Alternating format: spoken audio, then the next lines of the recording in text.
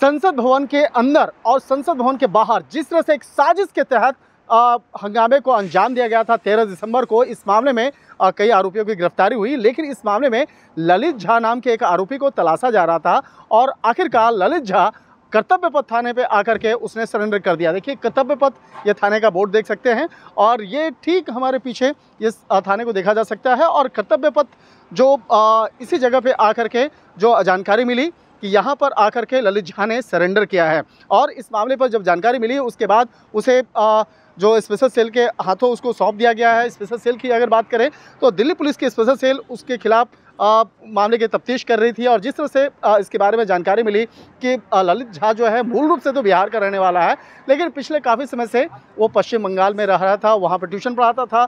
और जिस तरह से इस पूरे साजिश के मामले में उसका नाम सामने आया और जिस तरह से कनेक्शन ये पता चला कि वो इस साजिश को अंजाम देने में प्रमुख आरोपियों में से एक है। लिहाजा इन तमाम मामलों की गंभीरता को देखते हुए ललित झा के खिलाफ तमाम सबूतों को इकट्ठा किया जा रहा था। लेकिन इसी दौरान में देर रात में 14 तारीख के रात में यहाँ पर ललित झा आता है और यहाँ सरेंडर करता है। एकदम फिल्मी ड्रामे के जैसे वो आके यहाँ सरेंडर करता है और उसके साथ में हरियाणा का रहने वाला एक महेश नाम का एक शख्स होता है। हालांकि जिस तरह से स्पेशल सेल के द्वारा ये जानकारी मिल रही थी कि वो यहाँ से फरार जब हुआ, उसके बाद फरार होने के बाद वो निमराना के आसपास में लोकेशन देखा गया था। निमराना का लोकेशन की अगर बात करें तो जहां हरियाणा का लोकेशन खत्म होता है और राजस्थान का लोकेशन स्टार्ट होता है, उसी दौरान में देखा गया। लेकिन जिस तरह से यूएपीए एक्ट के साथ साथ कई गंभीर मामलों में केस को रजिस्टर्ड किया गया था, इन तमाम मामलों की गंभीरता को देखते हुए उसने वापस आया और वापस आने के बाद जिस तरह से सरेंडर करने की बात सामने आई है, कहा जा सकता है आने वाले दिनों में जब